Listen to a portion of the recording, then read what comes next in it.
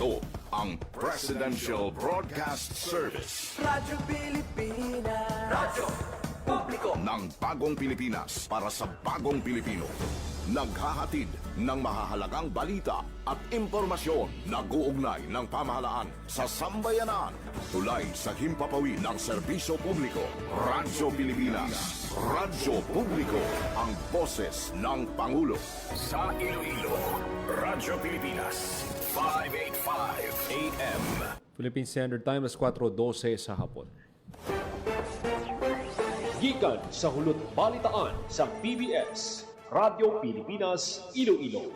Gintipon sang bugos nga puwersa sa News and Public Affairs Division. Mga pagsaysay sa mga hitabo o aksyon, mga pananawan, kag desisyon, mga hibubunon sang napektuhan nga sektor, mga dalagko nga balita diri sa Iloilo, kag iban nga bahin sang Kabisayan nagkatungdan. Mga balita nga natipon sa sulod sang nagligad nga 24 oras. Inyo mabatian sa Headliners Was.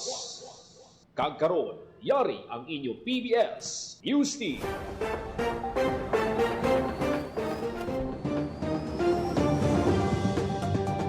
Mayong hapon, ini ang Headliners Boss. Huwebes, Marso 5, tuig 2026. Ini ang inyo tagbalita, Joseph Paul Noblesa Tarosa. Kagkaroon sa mga pangulong dinalan. OFWs nga taga Iloilo City nga yara sa Middle East nga na-monitor sa peso Iloilo City naglabot na sa 572. Anom luyag na nga magpauli sa syudad. Isat yun nagiwat sang AI Ready ASEAN Student Trainers Training. Cost-saving measures ipatuman sa Iloilo City Hall 4-day work week ginatunan. Kagkaroon sa detalye na sang aton mga balita. Radyo Pilipinas. Radyo Pilipinas News. As of March 5, sang UDTO naglabot sa 572 ka OFWs nga taga Iloilo City ang na-monitor sang Public Employment Services Office Iloilo City mayara sa Middle East kag apektado sa nagapaday nga tensyon. Suno kay Gabriel Felix Umadhay, Peso Iloilo City Head. Paday nilang ginabantayan ang 572 ka OFWs nga ilan na record nga yara sa Middle East.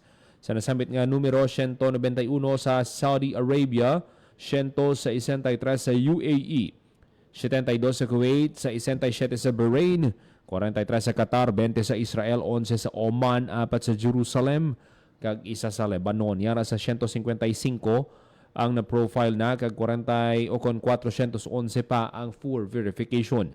May anom naman nga nagpabutyag nga luyag na nila ma-repatriate o kung magpauli bangod sa ila sitwasyon. Manging prioridad sang Peso Iloilo City ang anom kag buligan nga makapauli sa tion nga magbalik na ang biyahe sa mga eroplano. Nagpasalig naman siya nga may nakahanda ang assistance kag livelihood programs para sa mga repatriated OFWs. Radyo Pilipinas. Radyo Pilipinas News. Kadungan sang selebrasyon sang World Seagrass Day 2026. Nagiwat sang coastal clean-up ang DNR Penro Guimaras sa Kamantiga Island Strict Protection Zone. Kag isa sa mga sites sa paghiwat sang monitoring sang seagrass sang Taklong kag Tandog Group of Islands Natural Park sa Nueva Valencia. Ang aktibidad giniwat bilang sabat sa mga marine debris nga nakitan sa lugar sa giniwat nga monitoring. Naglabot sa 21 kasako sang marine debris nga may kabugaton nga kapin 123 kilos ang nakolekta sa aktibidad. Kalabanan sa mga nakolekta mga PET bottles nga naglabot sa 96 ka kilo.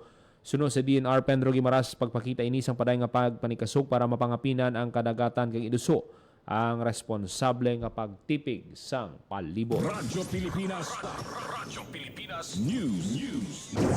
Iniwat subong nga Huwebes sa Marso 5 sa Iloilo Science and Technology University ang AI Ready ASEAN Student Trainers Training nga ginatambungan sa napilian ng mga estudyante sa universidad.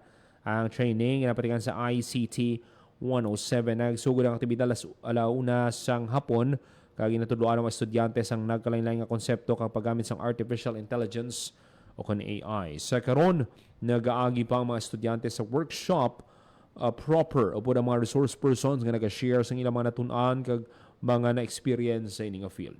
Nalauman nga madamo sa matun-an ang mga estudyante tuy sa AI nga mahimo nila ma-share sa iban nga kabataan kag sa komunidad. Radyo Pilipinas News. Cost-saving measures ipatuman sa Iloilo City Hall 4-day work week ginatun-an. Detalye sang balita, Emmy Rose Santiagudo.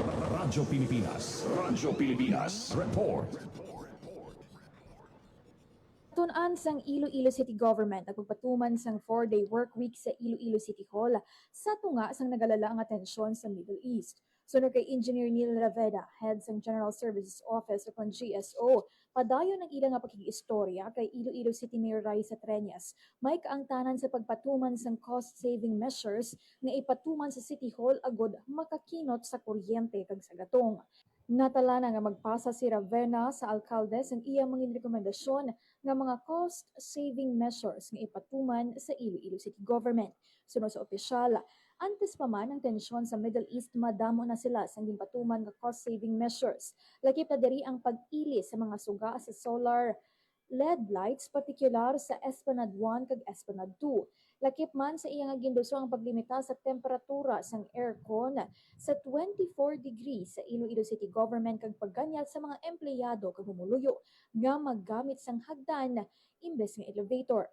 Plano Manila nga i-monitor ang electric bill sa mga eskwelahan sa syudad agud matutukan ang pagpatuman sang cost-saving measures sa mga eskwelahan nga may mataas nga electric bills. Para sa Bagong Pilipinas, Emerald Santiagudo, Radyo Pilipinas, Radyo Publiko. Radyo Pilipinas News. Aktibo paghatag bulig sang Public Employment Service Office sa mga Negrense overseas Filipino worker ngayara sa Middle East. Sang Marso 2, gin-activate nilang ilang Migrant Resource Center kag ang OFW Help Desk para mag-atender sa ginabaton nga report kag impormasyon gikan sa mga OFW kag sang ilang mga pamilya. Ginsiling ni Karen Densay, Manager, Paso Negros Occidental nga sa records ng Overseas Workers Welfare Administration, may masobra 16,000 ka Negrense OFWs ang yara sa Middle East. As of March 4, may pulo ka OFW ang nakatawag sa ila help desk kag lima direng nag-request ng repatriation. Sa lima, may 3 gikan sa Kuwait, isa sa Saudi Arabia, kag isa sa Qatar. Sunod kay Dinsay, 24 oras ka bukas ang ila linya sa pag-akomodar sa mga OFW nga nagakinahanglan sang bulan. Radyo Pilipinas News. Ginihiwat karon sa syudad sang Iloilo ang pagdayo 2025 sa Department of Tourism Western Visayas sa hatagan pagkilala sa Regional Office sa mga tourism stakeholders sa Rion kag Negros Occidental. Radyo Pilipinas News. Liwat nagbisita sa isla sang Boracay ang MS Westerdam sang Holland America Line sining Huwebes, Marso 5. Suno kay Mr. Niven Makirang sang Port Cruise Ship Operation sa Aklan, sakay sang barko ang kapin 2,000 nga pasahero. Ininang pangadua nga pagbisita sang MS Westerdam sa Boracay sining 2026. Halinang barko sa Palawan ka magapadulong sa Manila pagkatapos sang Boracay. Radyo Pilipinas News. Ginhaylo sa Overseas Workers Welfare Administration o kun OWA ang mga OFW kag mga pamilya nga may OFW nga apektado sa inaway sa Middle East nga mag-download sang Kumusta Kabayan app kag magrehistro sang mga nagakaigo nga impormasyon. Pinagi sa pagrehistro sa app, mas madasig nga ma-monitor ang sitwasyon sa mga OFW kag magkahatag sang madasig assistance kag suporta laban pa sa tion sang emerhensya kag krisis. Ang app ang gin-develop sang DMW kag OWA konektado ang Kumusta Kabayan app sa electronic systems sa DMW kag OWA lakip ang database sang OFW registration, membership, case management kag welfare reporting. Radyo Pilipinas News. Posible nga tun-an ni President Ferdinand Marcos Jr. ang ginaproponer nga pagpatuman sang 4-day work week sa pungsod. Tuyo sini nga makakinot sa enerhiya ka maganagan ang epekto sa nagtaas nga presyo sang gatong. Antikang ini sabat sa nagalala nga krisis sa Middle East nga nagka-apekto sa supply sang enerhiya sa karon. Wala pa ini formal nga nahambalan sa cabinet meeting apang bukas ang presidente nga repasuon ang ginaproponer nga 4-day work week. Ginrepaso man ni Senator Win Gatchalian nga pabaskugon ang 4-day work week o kung palawigon ng work from home setup agud makabulig sa mga mamumugon. Sa karon niyara sa CSC Memorandum Circular number 6 series of 2022 nga nagapahanugot sa mga flexible work arrangements para sa mga tinawo sang gobyerno. Radyo Pilipinas News. naka-release sang masobra 597 million nga emergency cash assistance ang DSWD Negros Island Region sa 99,261 ka pamilya gikan sa siyam ka lokal nga panguluhan sa riyon nga naapektuhan sang Bagyo Tino. Nagbaton sa masobra 37 million ang masobra 5,000 nga benepisyaryo gikan sa Bagos City, masobra 89 milyones sa masobra 16,000 nga benepisyaryo sa Himamaylan, masobra 138 million ang nahatag sa masobra 22,000 nga benepisyaryo sa Hinigaran, masobra 94 milyones sa masobra 14,000 nga benepisyaryo sa Isabela, kag masobra 92 milyones sa masobra 15,000 nga benepisyaryo sa La Carlota City. Nagpanagtagman ang DSWD NIR sa masobra 100 milyon sa masobra sa 17,000 nga benepisyaryo sa La Castellana, masobra 6 milyon sa masobra 800 ka benepisyaryo sa Pulupandan, masobra 21 milyones sa masobra 3,000 nga benepisyaryo sa San Enrique, kag masobra sa 18 milyon sa masobra 2,000 nga benepisyaryo sa Canlaon City. Pahayag sang DSWD NIR para ng paghiwat sang payouts sa iban pa nga LGU. Ang pagpanagtag sang financial aid kabahin sang Emergency Cash Transfer Program sang ehensya nga naisuno man sa direktiba ni Presidente Ferdinand Marcos Jr. nga buligan ang mga komunidad nga apektado sang kalamidad. Radyo Pilipinas News. LEEO, zero tolerance sa mga manugbaliga sa palibot sang super 100-meter radius salin sa super hindi pwede baligyaan sa kaparang nga produkto sa sulod. Detalye sa balita, Emero Santiago. Radyo Pilipinas Report.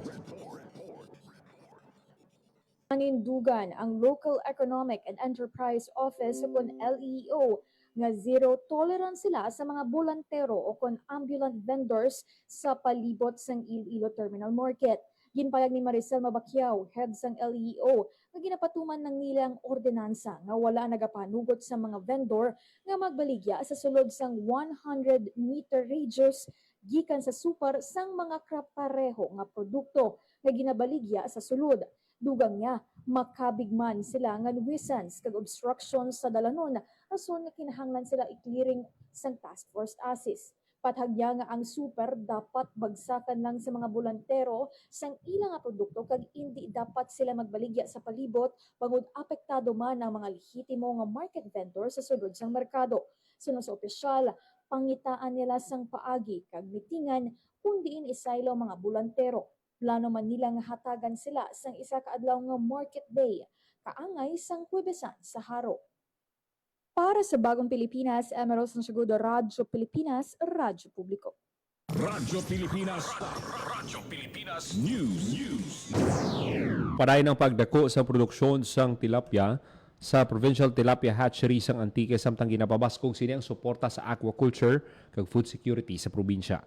Sa karon may ara ang hatchery sang Improved Brackish Water Enhanced Saline Tilapia gikan sa Bureau of Fisheries and Aquatic Resources. Ginihiwat ang produksyon sa 21 ka adlaw nga harvest cycle para masiguro nga paday ng supply sang fingerlings nga ginabaligya sa 1 peso to 3 pesos kada isa para mangin barato sa mga mangunguma. Sa datos ng OPA naglabot sa masobra 262,000 ka tilapia fry ang kabilugan nga produksyon sang hatchery sang 2025. Sa among numero masobra 172,000 ang nabaligya sa 163 ka kliyente. Samtang ang kapin 22,000 naman ginahatag sa 13 ka lugar sa probinsya. Plano subo nga palaparon pang hatchery para makasugod naman sa produksyon sang hito fry amo man ang pagkuha sang breeders salin sa BFAR kag pag-hire sa mga permanente nga technical personnel. Sa 2027 naman, lao man ang pagpinta kag re-roofing sang pasilidad, pagbakal sang generator kag water pump kag pagpatindog sang function hall. Suno sa Provincial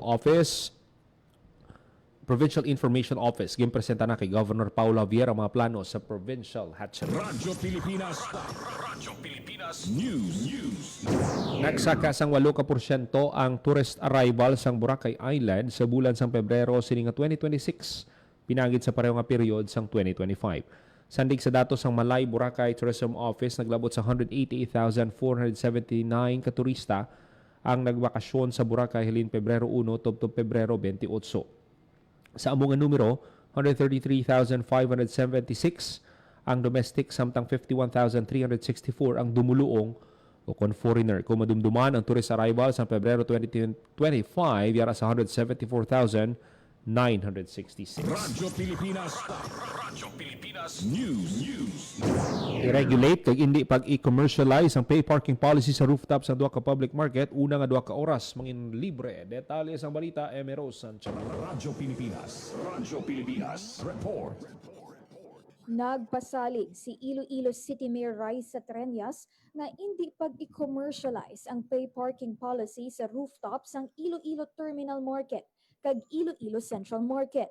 Sa baylo, ipatuman ang pay parking agud i-regulate ang mga nagaparking kag mga pasiguro nga may ara sang parkingan ang mga manugbakal kag manugbaligya sa merkado. Suno kay Joy Fantelaga Gorsal, spokesperson sang Office of the City Mayor, ginpropose ang alkalde sa Iloilo City Council nga magdihon sang isa ka ordinansa nga magadumala sang parking sa Iloilo City Terminal Public Market kag Central Public Market bilang kabahin sang regulation kag public order.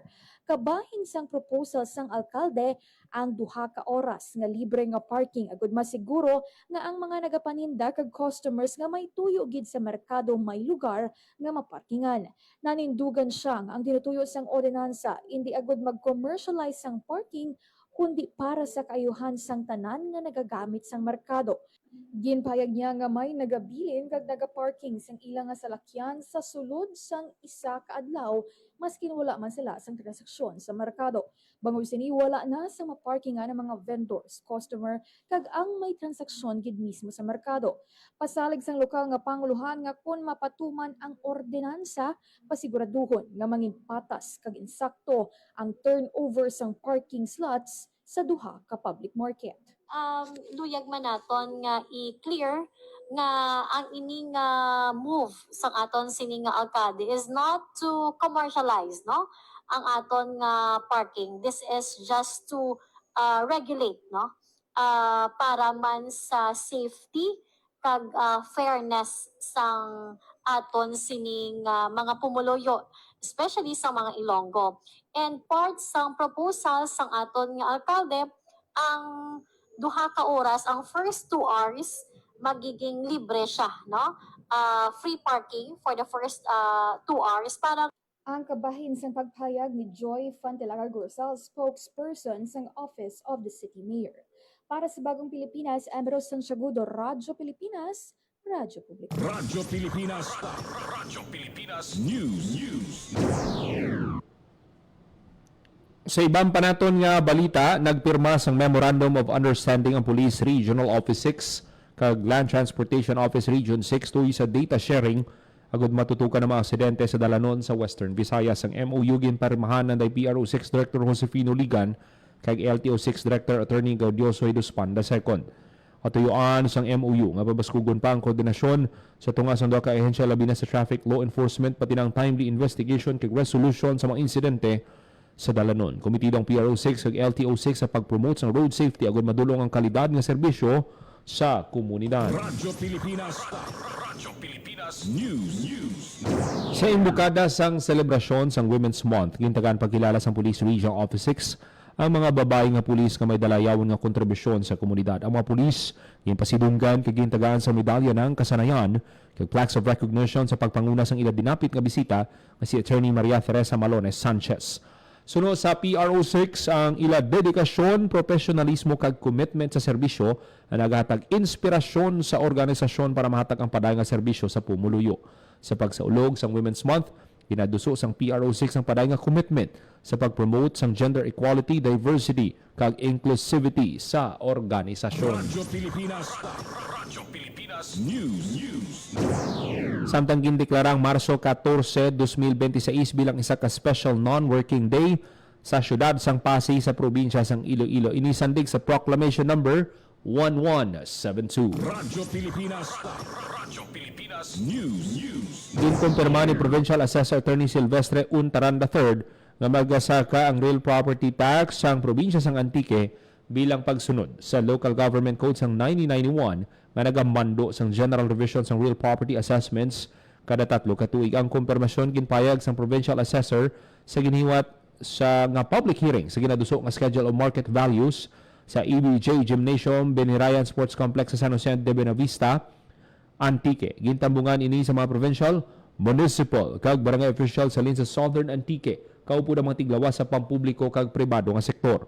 Suno kay Untaran, nagapatuma ng provincial governments and general divisions sa real property assessments ng 2010 kag 2022. Ang iba naman nga LGUs wala pa naka-update sa ilang RPT sa sulod sang 15 ka tuig. Radyo Pilipinas. Radyo Pilipinas News. Philippine Standard Time, las 4:31 sa hapon.